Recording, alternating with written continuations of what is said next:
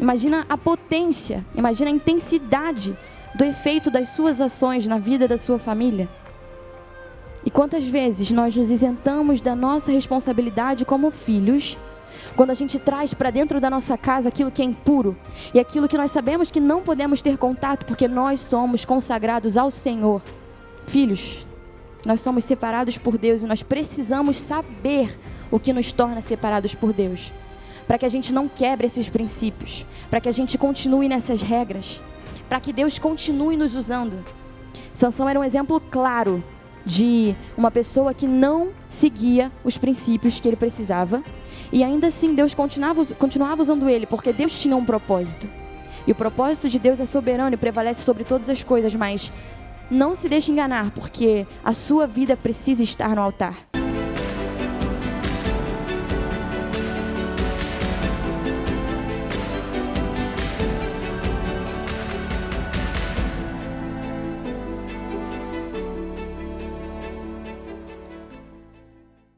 Uma família que está aos pés do Senhor, que essa seja a nossa realidade. Nós vamos ler o que está escrito a partir do versículo 1. Queria que você entendesse que, nessa época aqui em que foi escrito, o cenário que cercava o povo de Deus era um cenário de altos e baixos, sabe? O povo servia ao Senhor. O Senhor enviava alguém para estar à frente, para libertar, e o povo de verdade novamente caía no esquecimento de quem era Deus. E era assim o cenário. Cada um fazia, vê se não é parecido um pouquinho com aquilo que eu e você vivemos. Cada um fazia o que achava correto aos seus próprios olhos. Olha, eu faço assim porque para mim é o melhor. Eu faço desse jeito porque para mim é o correto.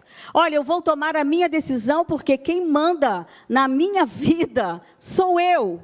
O corpo é meu, eu decido. O dinheiro é meu, eu faço o que eu quiser. E o povo vivia assim, cada um fazia o que achava melhor aos seus próprios olhos. Mas diante de um cenário desse, em que havia frieza, em que o povo se arrependia e clamava, Deus levantou um homem dentro de uma família. E diz assim a palavra de Deus: os israelitas, 13:1, Juízes, voltaram a fazer o que o Senhor reprova. E por isso o Senhor os entregou nas mãos dos filisteus durante 40 anos. Certo homem de Zorá, chamado Manoá, do clã da tribo de Dan, tinha uma mulher estéril. Certo dia, o anjo do Senhor apareceu a ela e lhe disse: você é estéril, não tem filhos, mas engravidará e dará à luz a um filho. Filhos são gerados para propósitos espirituais. Você sabe que ter filho é uma coisa muito da essência de Deus. É normal eu e você desejarmos gerar vida. Deus emprestou essa essência para nós. Então, essa mulher que era estéril, e ela sabia da sua condição, mas o anjo aparece e confirma a sua condição de esterilidade, mas ele diz algo incrível, que apesar da esterilidade dela, o Senhor a visitaria, e ela engravidaria e lhe daria à luz a um filho. Deus fala com a família. Deus falou com essa família de um filho que seria gerado por um propósito, para um propósito muito maior do que uma casa, do que um desejo simples de dizer que eu tenho um filho, de um desejo simplesmente familiar. Deus cria filhos e nos dá filhos para propósitos muito maiores do que nós podemos pensar e imaginar. Deus fala com a família de Manoá. E eu quero já começar dizendo para você, família que está aqui conosco, nos acompanhando, Deus continua operando milagres nas nossas famílias. Deus continua fazendo o impossível. Deus continua lembrando muitas vezes da nossa condição, da nossa impossibilidade, para dizer: eu sou Deus, eu vou fazer, eu vou operar, eu vou transformar, eu vou multiplicar, eu vou gerar vida onde não tem vida, porque eu, o Senhor, faço todas as coisas e chamo à existência coisas que não existem.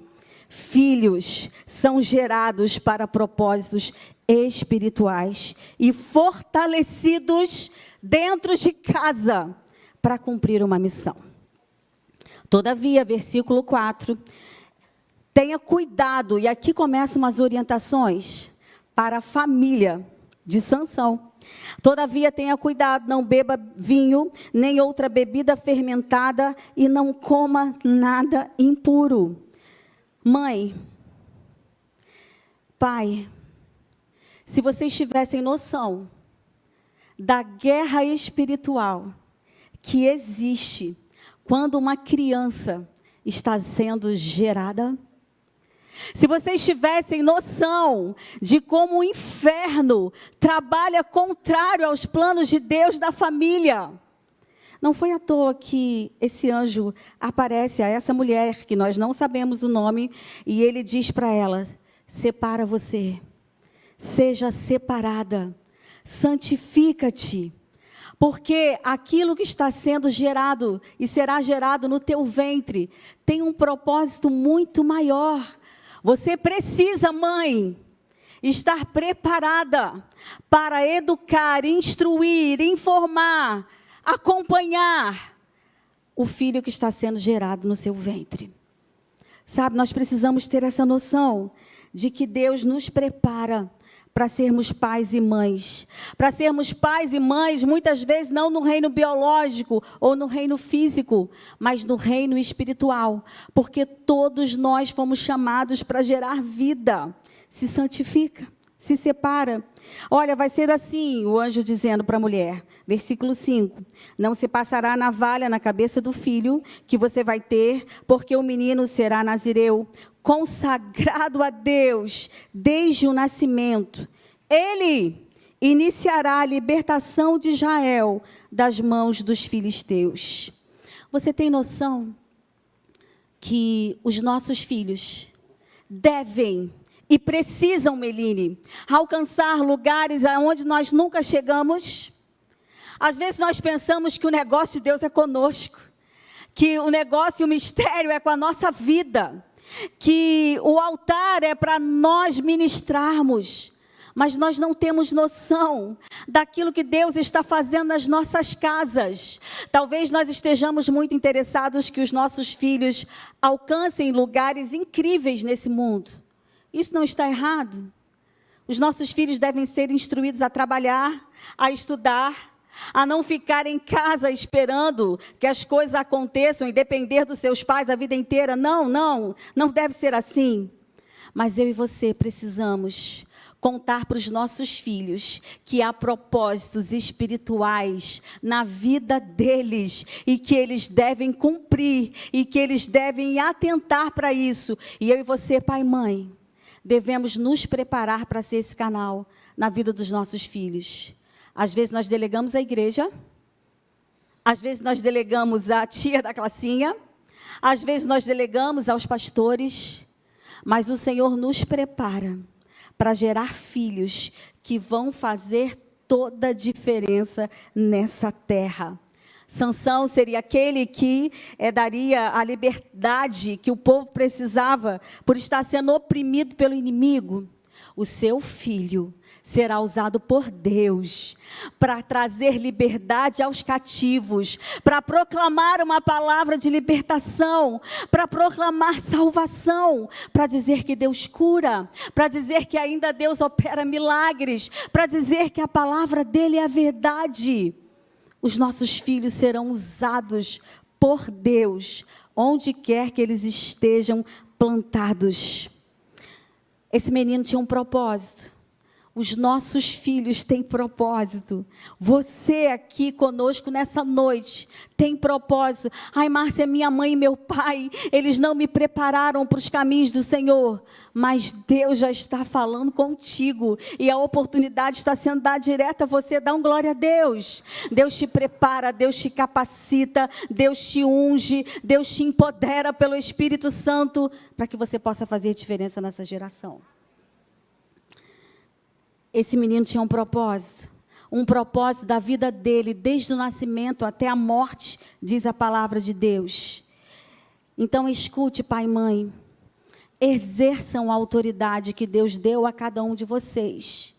Não existe nada pior do que um pai e uma mãe biológico, um pai e uma mãe espiritual, não instruir os seus filhos no caminho do Senhor. Você sabe, hoje de manhã nós tivemos aqui um fórum incrível sobre filhos e pais, e as perguntas muitas vezes recorrentes acerca de autoridade, acerca de obediência, acerca de dar valor, acerca de honra, enquanto a palavra nos ensina, e às vezes nós falamos assim, eu não sei o que fazer. Sabe o que a palavra diz? Inculca, todos os dias, ensina o menino. E nós estamos procurando fórmulas mágicas, algo que talvez nós ainda não tenhamos conhecimento, mas a palavra já nos orientou, e assim foi com a mãe de Sansão e o pai de Sansão. Não delegue, assuma você essa autoridade. E o marido o Manoá, o marido da mãe de Sansão, eu entendo que essa família era uma família de oração. Às vezes nós queremos, eu vejo, isso não aqui na nossa igreja, mas participei já de grupos de mães de oração, e elas oravam pelos seus filhos, e nós devemos orar pelos nossos filhos biológicos e espirituais, mas muitas vezes esses filhos nunca viram a sua mãe ou seu pai dobrarem os seus joelhos em casa.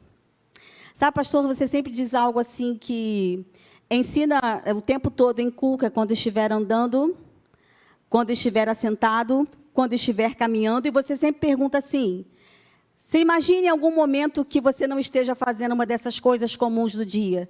E eu pensei assim, quando estiver de joelhos. Quando estiver de joelhos, você está clamando pela vida dele.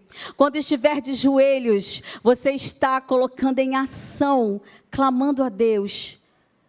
É o único momento que você está liberado de ensinar, mas você mesmo assim está ensinando ali pelo exemplo. Você consegue entender isso?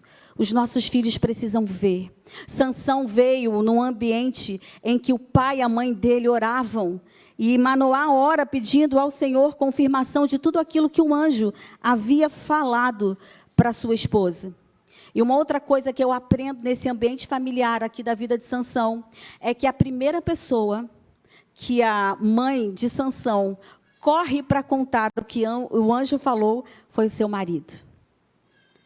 Você entende, mulher, marido, essa comunhão que vocês devem ter uns com os outros? Talvez se fosse uma de nós sairíamos correndo para postar nas redes sociais, ei, o anjo falou comigo. Ou então nós ligaríamos para uma amiga, mandaríamos um WhatsApp, não é assim? Mas o nosso marido deve ser o nosso melhor amigo. Deve ser aquele que recebe as primeiras notícias importantes, ou até as notícias banais do dia. Nós devemos ter essa comunhão. Ele deve ser aquele em que nós confiamos, e vice-versa. Era uma família que tinha comunhão, eles conversavam. Então Manoá orou ao Senhor e implorou ao homem de Deus que enviasse de volta o anjo para instruir sobre o que fazer com o menino que ia nascer. Eu parei e pensei assim, quantas vezes será que eu orei e falei, Senhor, Meline ainda não nasceu, mas eu preciso de instruções para saber como ensinar, para saber o que fazer, para discernir, para tomar atitudes, para saber o que falar ou o que não falar, para que as minhas atitudes falem mais alto na vida dela. E Manoá, ele pede ao Senhor instruções. Eu e você precisamos orar, para saber como agir e reagir dentro da nossa casa, em nome de Jesus. Manoá era um homem de oração, e ele ora, e o anjo se apresenta, e o anjo fala com ele. Sansão nasce num ambiente assim, de pessoas comprometidas com Deus, de pessoas que estavam passando lutas e momentos difíceis, mas de pessoas que foram capacitadas por Deus para instruir alguém que teria uma grande missão. E os nossos filhos, eles, quando aceitam a Cristo, já recebem o Espírito Santo de Deus para exercer maravilhas aqui na terra. Sabe, jovens, a palavra de Deus diz assim, eu vou convidar a Meline já para vir, para tomar a parte dela. Eu queria dizer para vocês o que está escrito em 1 João 2,14. Filhinhos, eu escrevi a vocês porque vocês conhecem o Pai. Pais, eu escrevi a vocês porque vocês conhecem aquele que é desde o princípio. Jovens, sabe, filha?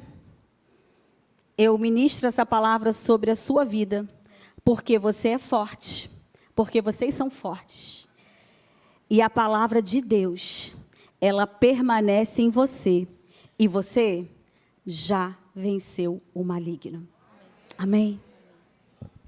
Amém, glória a Deus. Sansão era um menino com propósito. Isso fica claro ao longo das Escrituras, que ele era um menino que já nasceu em um lar e ele nasceu tendo um propósito. Aqui a gente vê que o Espírito Santo constantemente usava ele de diversas maneiras. E isso não acontecia sempre no Antigo Testamento, isso era para pessoas específicas e em momentos específicos. Sansão era um menino separado, ele tinha um propósito. Filhos, nós temos um propósito. E a gente não pode se isentar da responsabilidade que Deus nos confiou simplesmente por nos colocar no lar que nós estamos. Deus não faz nada à toa. De manhã nós ouvimos que Deus é um Deus sábio. E que se Ele construiu sua família exatamente do jeito que ela é, Ele tinha um propósito quando Ele fez isso.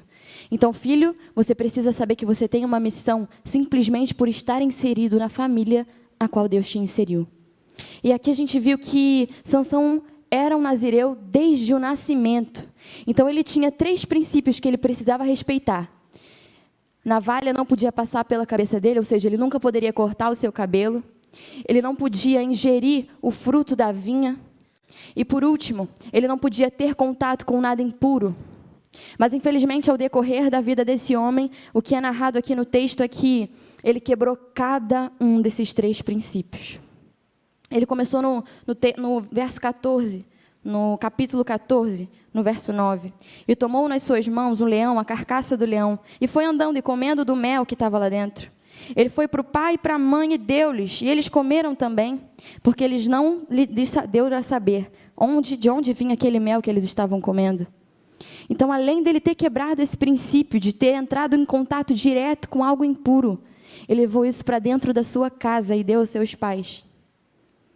Nenhuma das decisões que a gente toma, às vezes a gente faz as coisas pensando que é minha vida, é minha vida. Eu tomo as minhas próprias decisões e ninguém tem nada a ver com isso. Mas quem está na sua casa, a sua família, é diretamente afetada por essas decisões que você toma. Nós somos um corpo. E é por isso que, quando um membro toma alguma decisão ou se comporta de uma certa maneira, o corpo inteiro é afetado. Agora, você imagina isso numa conjuntura de família. Imagina a potência, imagina a intensidade do efeito das suas ações na vida da sua família. E quantas vezes nós nos isentamos da nossa responsabilidade como filhos, quando a gente traz para dentro da nossa casa aquilo que é impuro e aquilo que nós sabemos que não podemos ter contato porque nós somos consagrados ao Senhor, porque nós somos separados, nós somos sacerdócio real. Nós temos essas instruções. E quantas vezes a gente deixa isso de lado e a gente traz para dentro da nossa casa, a gente abre brecha para a nossa família ser afetada negativamente no mundo espiritual. Não pense que aquilo que você faz, que os pecados que você comete, que as atitudes que você toma, não influenciam quem está à tua volta, não influenciam a tua família, porque elas influenciam. E a gente vê ao longo do texto que ele vai quebrando cada um desses 3 princípios, ele vai deturpando as regras que o tornavam separado por Deus. Filhos, nós somos separados por Deus e nós precisamos saber o que nos torna separados por Deus, para que a gente não quebre esses princípios, para que a gente continue nessas regras, para que Deus continue nos usando. Aqui ao longo da vida dele, ele foi muito usado por Deus, apesar de tudo que ele fazia. Então, Deus o usava apesar dessa quebra de princípios. Mas ele não tinha uma vida consagrada no altar. A vida de Sansão, a vida dele com Deus, não era nada exemplar, e não era a vida de um verdadeiro nazireu, que era aquilo que ele foi chamado para ser. Ainda assim, Deus o usava em alguns momentos, ainda assim ele realizava grandes feitos e milagres, como por exemplo, aqui no texto, no capítulo 15, em que ele matou vários filisteus. Ele arrebentou a correntes que estavam no braço dele como se fossem fios de linho. Não se deixe confundir. Quando, às vezes, Deus usa você para fazer alguma coisa, ou Deus opera através de você, porque Ele é misericordioso, Ele faz isso mesmo. Mas não se deixe confundir, porque nem sempre isso é sinônimo de que a nossa vida está no altar. Sansão era um exemplo claro de uma pessoa que não seguia os princípios que ele precisava, e ainda assim Deus continuava usando ele, porque Deus tinha um propósito. E o propósito de Deus é soberano e prevalece sobre todas as coisas, mas não se deixe enganar, porque a sua vida precisa estar no altar. Apesar de ele realizar todos esses milagres, ele fazia sua família passar por sofrimentos, ele trazia para dentro de sua casa coisas impuras, e é por isso que a sua vida não estava de fato consagrada ao Senhor. E parece que só piora. Se antes estava ruim, se você continuar lendo, você vê que parece que só piora. Chega um ponto que ele casa com uma mulher e essa mulher o trai. O trai no sentido de ela estar trabalhando para os filisteus como se fosse uma espiã dentro da sua própria casa. E ela insiste, o nome dela é Dalila, e ela insiste, ela quer saber qual o segredo da sua força? Como que você é tão forte? Como que isso é possível? E ele engana ela e ele fala, não, minha força é por causa disso, enquanto não era. Ele mentia, até um ponto que ele se sentiu tão importunado que ele falou que o segredo dele era na força do seu cabelo.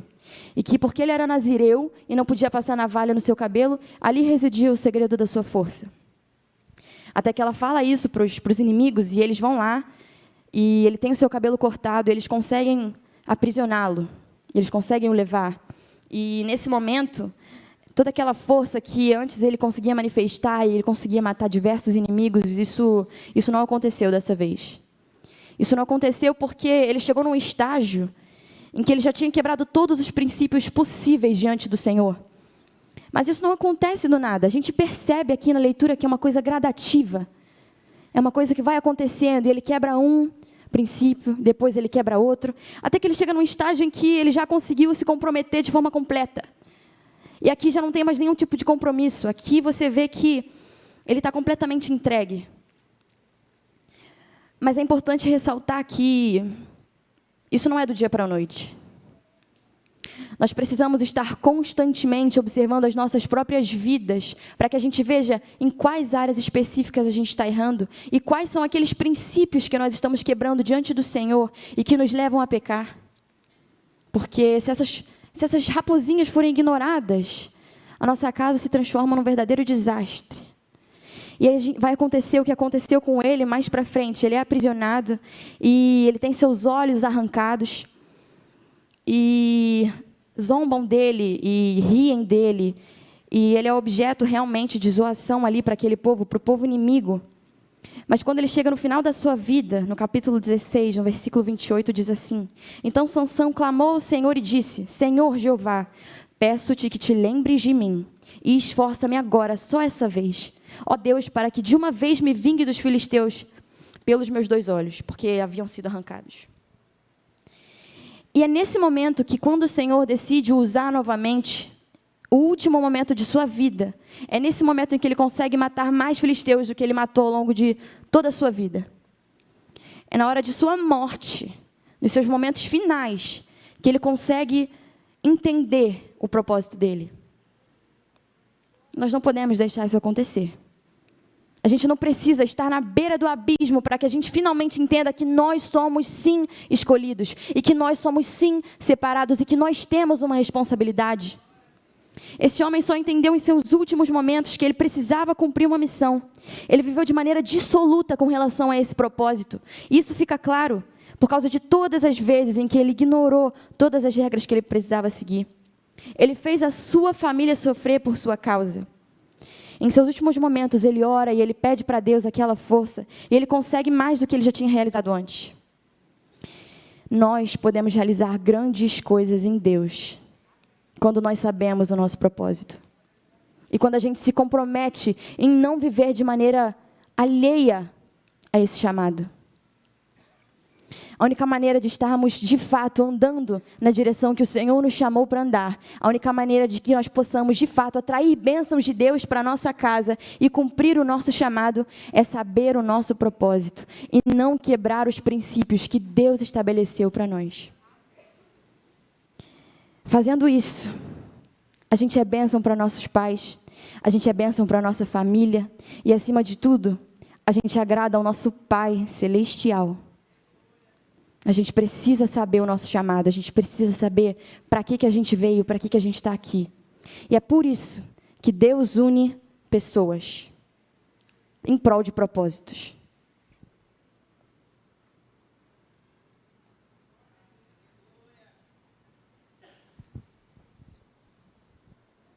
E olhando para a vida desse homem, a gente começa a perceber que ele tinha tudo para dar certo. Pais tementes a Deus, um homem separado, um homem com uma força descomunal, mas um homem com caráter, uma conduta lá embaixo, contrapondo a força ao caráter. Que diferença tinha na vida de Sansão? Mas o que nos leva a comprometer os nossos lares e as nossas famílias? Em primeiro lugar, é a gente não entender que Deus não une pessoas, Deus une propósitos. Deus não une pessoas, Deus une propósitos. Vamos repetir isso, igreja? Deus não une pessoas, Deus une. Mais uma vez, Deus não une, Deus une. Quando a gente casa, as pessoas estão achando que é interesse meu e teu e vida que segue. E não dão vazão ou não percebem que há propósitos espirituais. Em todas as conexões, Deus sempre realiza propósitos espirituais. Quando a gente olha para a vida dessa família, a gente percebe que os propósitos estão todos estabelecidos, mas a Márcia já abordou falando desde o ventre, Meline falou da quebra dos princípios, e fico pensando, o que será que Sansão, sendo nazireu, vai fazendo uma vinha? Ele estava frequentando o lugar errado. Não tem nada pior do que você não saber o propósito da tua vida, as conexões que Deus está gerando, e você caminhar para lugares que não deveria estar frequentando, ou está, na verdade, num direcionamento que Deus não te deu. Irmãos, não queira ir numa direção que Deus não te deu. E foi isso que ele fez, e na verdade ele pagou um alto preço. Há muita gente que, por orgulho, por ego, por não pensar muito bem, está indo numa direção que Deus não deu, está frequentando lugares que estão desagradando ao Senhor. A gente olha para a vida desse homem, a gente vai perceber que ele vai lá, mata um leão como se fosse um cabrito, e daqui a pouco ele volta, desvia o caminho da sua finalidade para ver o leão morto. Preste atenção no que eu vou te falar, irmão. Sansão foi procurar leão morto. O que foi que Deus mortificou na tua vida, que era para estar morto, que você está procurando ressuscitar, ir lá e tocar e se contaminar novamente? Quem deu forças a Sansão para matar aquele leão? Foi quem? Foi quem? O Espírito Santo. Ele era tomado pelo Espírito Santo, era a força do Espírito Santo. Quem é que nos capacita a vencer o pecado? O Espírito Santo de Deus. Tem coisas na nossa vida que elas já foram mortificadas. E parece que às vezes a gente quer desviar o caminho, ir lá e tocar naquilo de novo, que já é imundo, é impuro, não dá mais. Não queira ressuscitar aquilo que o Senhor já mortificou na tua vida. Amém, meu irmão? Deus tem propósitos, não comprometa isso. Às vezes, quando vem as possibilidades de pecado, de desvio de caminho, eu sempre penso que nessa rota de colisão eu estou desagradando ao Senhor e estou quebrando conexões familiares. Como isso precisa ser considerado? Porque se eu começar a querer tocar em coisa que Deus já mortificou, meu irmão, esse velho homem já morreu, ele não tem mais espaço. Não dá mais para viver como dantes. Já estou crucificado com Cristo, de sorte que vivo não mais eu, mas Cristo vive em mim. E essa vida que agora eu vivo na fé do Filho de Deus. Muitas promessas estão perdidas em famílias que estão me assistindo nesse momento, porque não conseguiram perceber os propósitos maiores que Deus conectou a todos vocês, membros de um lar. Quantas promessas estão se perdendo porque as pessoas não conseguem perceber que esse propósito está muito superior a elas mesmas. Quantas pessoas estão hoje perdidas, apesar de Deus tirar os vícios, nos tirar das trevas, nos tirar do lamaçal do pecado, ainda assim, porque estão perdidos, estão frequentando vinhas e estão caminhando em direções que não deviam, comprometendo todo o propósito espiritual da sua família.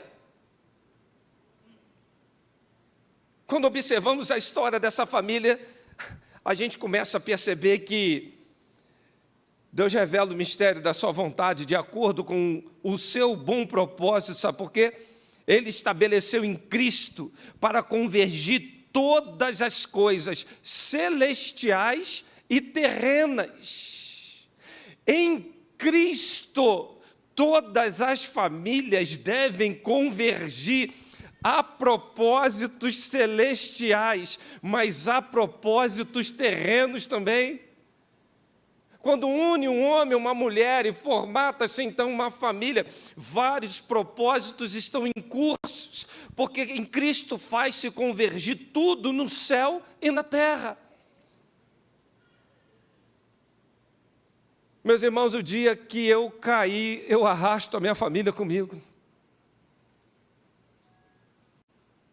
O dia que eu caí, eu arrasto a igreja comigo.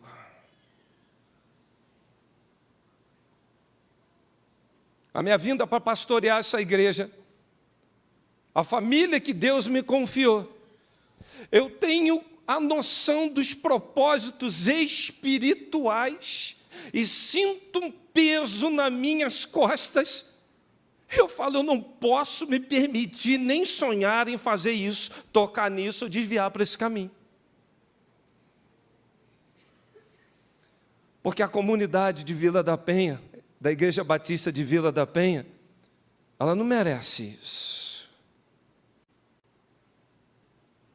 Mas Sansão foi comprometendo isso a vida inteira. Sansão foi levando a vida como bem quis e não percebeu que quando o corpo está bem ajustado, com o auxílio de todas as juntas, com cada parte cooperando, e edificados em amor, como fala o texto de Efésios 4:16, esse é o sentimento de família, há uma união, há uma coligação, há chamados específicos, há individualidade, mas há uma coletividade, há um propósito muito maior em curso, e que nós não podemos quebrar. Ao contrário, nós devemos a cada dia buscar isso unidos pelo Espírito Santo, é na força do Espírito Santo, como um só corpo, um só batismo, uma só fé, um só Senhor.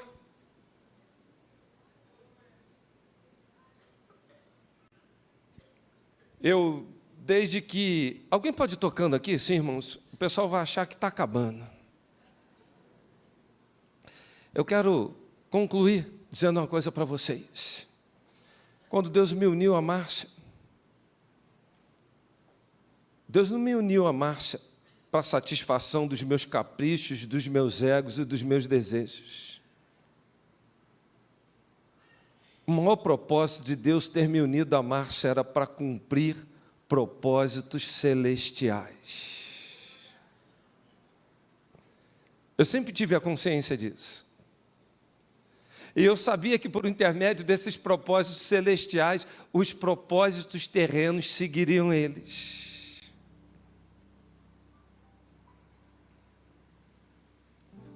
Quando a Márcia engravidou do Lucas, ela tinha dificuldade para gerar. A história é longa, eu vou abreviar. Nós já estávamos há 6 anos casados e não vinha. Teve uma série de complicações. O Lucas, com 2 meses, nós fomos fazer a translucência no cal. Era para dar 2,8, deu 3,2, os médicos disseram. Síndrome de Down ou uma outra bactéria. Vamos aguardar mais um pouquinho. Vamos fazer um exame no próximo mês, vamos verificar o que há de suceder. E aí, chegou no mês seguinte, fez novamente a anomalia diagnosticada. Aí nós combinamos assim, não vamos falar para ninguém, vamos ficar entre nós 2. Aí um médico falou assim, vocês devem pensar muito bem, porque ainda há tempo para corrigir a rota. Que é muito difícil ter um filho especial e ter uma enfermeira e cuidar. Eu disse assim para o Senhor, Deus, quando aceitei vir para o ministério, Tu me prometeu que todos os meus filhos seriam Teus discípulos e que a paz deles seria abundante. Deus, eu não vim para o ministério para brincar, eu não fui gerado, eu não formei uma família para não levar isso a sério. A propósitos espirituais, eu clamo ao Senhor. Aí esperou o 4º mês para fazer um mapeamento genético. E aí marcou-se. Semana que vem sai o resultado. Cheguei lá semana que vem, você viu o resultado? Nem eu. Não, vai sair na sexta-feira, não saiu, vai sair na segunda, não saiu. E isso já está passando 3 semanas. Teve um dia que eu entrei numa clínica e falei assim, ninguém me tira daqui, eu só saio daqui hoje com esse resultado. Imagina como é que não está a minha cabeça em todo esse período, irmãos. E aí, eu recebi a informação de uma médica dizendo assim, o Júnior, aí eu fui saber que era o menino. Ele só tem um probleminha. Não tem os olhos azuis igual ao do pai. Acho que o povo não entendeu. Eu não estou de lente de contato não, mas meus olhos são castanhos escuros. E quando eu recebi essa informação, eu chorei copiosamente. E me lembro que quando eu peguei que ele nasceu, nós somos muito incrédulos, irmãos. Eu lembro que eu peguei o Lucas, eu fiquei contando os dedos dele de um dia para o outro para ver se não estava faltando nenhum, não tinha vindo um a mais. Quando foi fazer o exame do ouvidinho, eu falei, não, repete, vê se não tem, repete. Exame de pezinho, exame de não sei o quê. Até 2 anos de idade, eu falei assim, Deus, como a gente é incrédulo. Aí depois eu fui ver que o médico estava correto, tinha uma grande anomalia, porque eu não merecia ter um filho que Deus confiou com 18 anos de idade, passar em todos os concursos do Brasil e abrir mão para ser ministro da palavra de Deus. A anomalia é que os valores desse mundo não entraram na vida dele. Desde 15 anos de idade foi morar sozinho, independente, em outro estado. Está com 23 anos e por bondade e misericórdia de Deus, nunca desviou, nunca se perdeu, nunca foi para essas questões. Irmãos, eu não estou me vangloriando, eu estou querendo dizer que há projetos espirituais e que a gente precisa ter essa noção. Agora vem a Meline. Meline, quando foi nascer, irmãos, na minha mão, foi o primeiro, peguei aqui, ó, cortando ali, vem na minha mão, rosada. Você olhava para as crianças no berçário, a Meline parecia um boto cor-de-rosa. Aí, e quando eu soube da gravidez, quando eu soube que era uma menina, eu fiquei tão radiante. Eu tinha um sonho, irmãos, de Deus me dar a oportunidade de ser pai do menino de uma menina. E eu começava a orar na barriga da Márcia, ler Bíblia na barriga da Márcia. Eu falei assim: Deus, eu vou cuidar dessa menina com todo carinho, com todo amor. E me lembro algumas vezes, queridos, que tinha várias reuniões escolares. Eu me lembro às vezes que tinha feira de ciências. Pergunta a Meline quando foi que eu não fui numa feira de ciências, numa reunião lá na escola dela. Eu lembro uma vez que eu estava fazendo um negócio, era a venda do imóvel, irmãos, um negócio assim de, sei lá, muito valor. A Meline me liga, insiste. Eu falei: está acontecendo alguma coisa? Ela foi para a escola, deixa eu ver. Eu saí de perto daqueles negociadores. Quando eu fui para o lado, ela falou assim: papai, eu estou desesperada. Eu falei: o que houve, filha? Você lembra que hoje é feira de ciências? Lembra? Eu esqueci de te pedir para comprar gelo seco para botar no vulcão do negócio que a gente vai fazer. Eu falei: eu acho que você está brincando comigo, Meline. Eu virei para aquele homem que estava falando com ali, eu fazendo uma transação. Falei: você espera, porque eu vou correr atrás de gelo seco e eu só paro quando eu conseguir esse gelo seco para minha filha. Mas eu rodei o bairro inteiro em negócio que vende picolé, eu não achava aquele gelo seco de jeito nenhum. Até que eu encontrei o cara me interrogando para que eu queria gelo seco. Irmãos, eu peguei o gelo seco, aí quando eu estou no curso para fazer, papai, não esquece não, para no lugar, compra uns saquinhos de bala para eu botar aquilo. Eu falei: minha filha, você está muito exigente. Mas eu levei a bala. E esse homem falou assim: você está abandonando essa reunião para ir comprar gelo seco para a tua filha? Eu falei assim: tem propósitos espirituais em tudo que Deus faz na minha casa, na minha família. Eu, quando ficar velho, você nem ninguém aqui vai trocar minha fralda e andar comigo, mas ela vai. Deixa eu investir nessa menina, deixa eu cuidar dessa menina, deixa eu fazer tudo por essa menina, porque vai chegar um dia que eu vou precisar disso, e quem vai fazer isso por mim está ali. Assim eu espero, filha.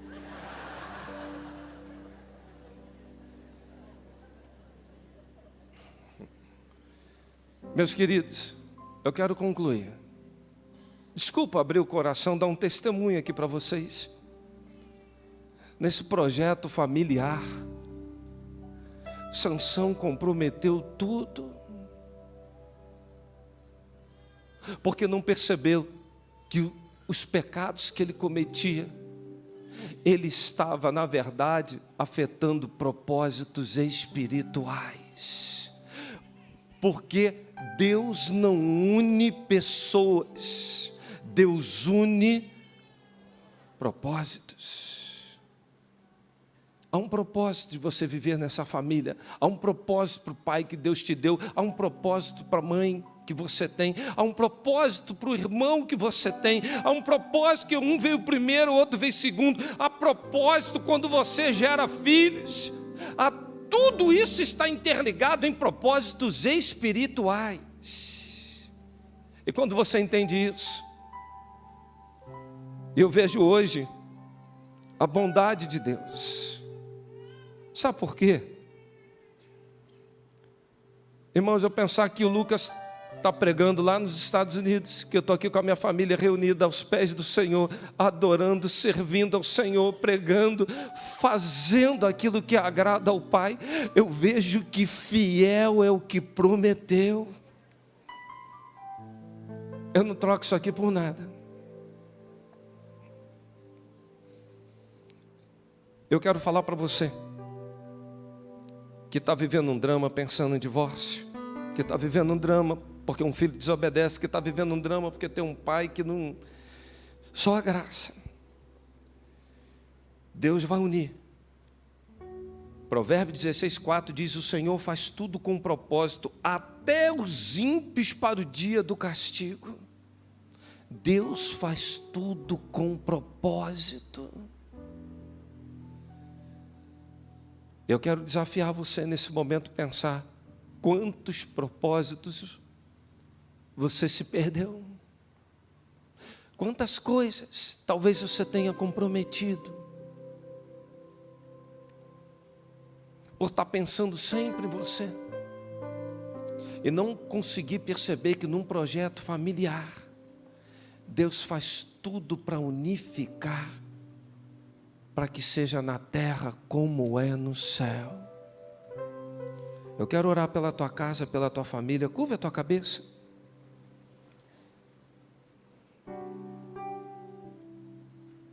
Diz: Deus, me alinha nos teus propósitos. Eu fui colocado numa família para dar certo.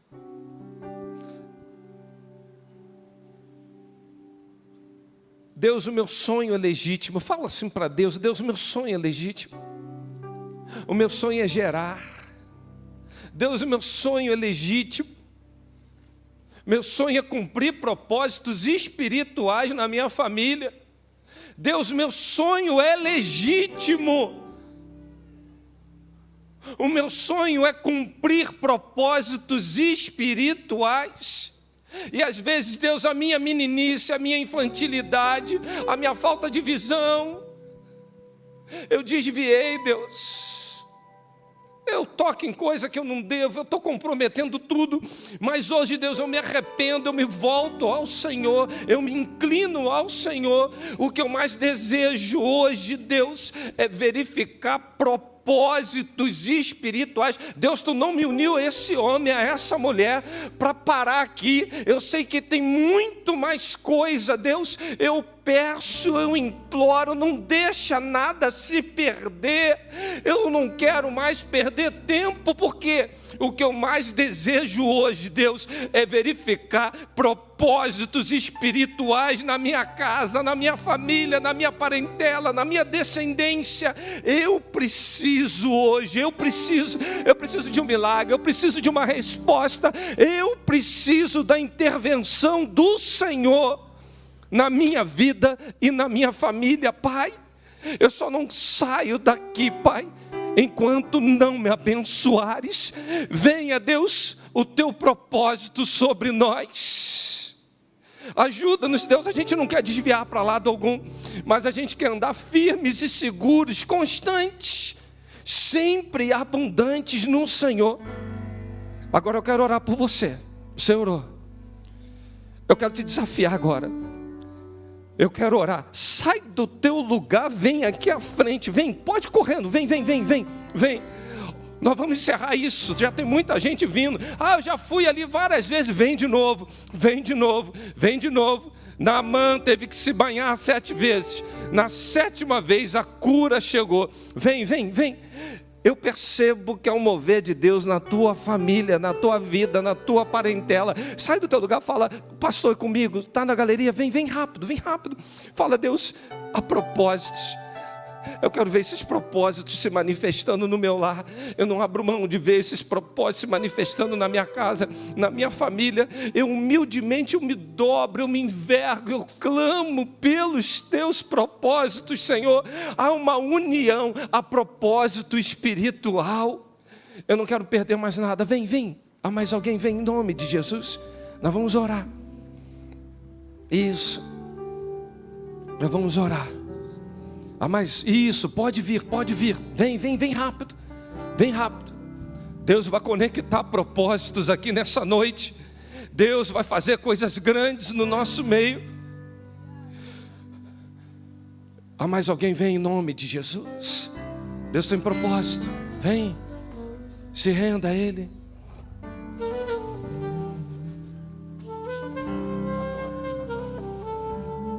Mais alguém? Vem, isso, pode vir. Sai do teu lugar, vem em nome de Jesus. Todos os dias eu estou em tuas mãos. Desde quando me levanto até eu me deitar, eu cantarei Vem experimentar a fidelidade do Senhor, vem. Eu quero orar com você. É esse coração quebrantado que Deus não rejeita. É com base no reconhecimento que sem Ele nada podemos fazer. Vem para Deus cumprir propósitos espirituais na tua casa, na tua família, na tua parentela. Pode vir, vem em nome de Jesus. A propósitos, o Senhor cumprirá cada um deles. Sei que és um Pai, que amigo és. Eu vivo na bondade de Deus. És fiel em todo tempo. Em todo tempo tu és fiel.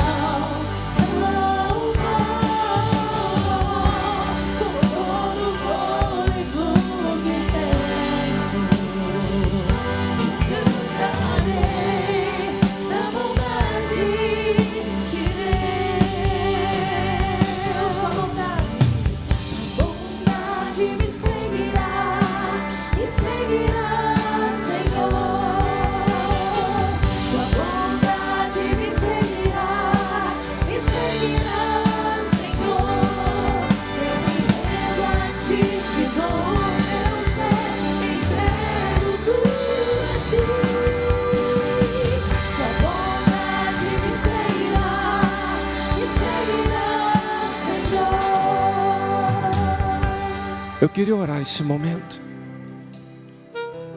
Senhor, teu povo está aqui, Deus, se derramando na tua presença. Agora, como ministro da tua palavra, eu venho pedir ao Senhor: há quanto tempo essas lágrimas rolam? Há quanto tempo há uma expectativa? Há quanto tempo o teu povo está querendo essa conexão, sabendo que o propósito é muito maior do que cada um de nós? Deus, é legítimo que o teu povo te suplica aqui, Senhor. Nós queremos a tua bondade, a tua misericórdia perseguindo a nossa família todos os dias, Senhor. Visita a nossa descendência, visita aqueles que não vieram, Pai, mas o Senhor trará a existência. Visita, Senhor, a cada algo que o Senhor tem planejado para as nossas famílias. Que a tua potente mão nos conduza nesse processo, Pai. Em nome de Jesus, restaura o que fora quebrado, Pai. Resgata o que está perdido aqui nessa noite nos nossos lares. Nós suplicamos ao Senhor. Nós não queremos quebrar princípios espirituais, mas queremos, num exercício de fé, confiando na tua palavra, implorar, insistir com o Senhor. Venha o teu reino sobre os nossos lares, manifesta propósitos espirituais. Deus, abre porta aqui, gere vida, Senhor, liberta cativos.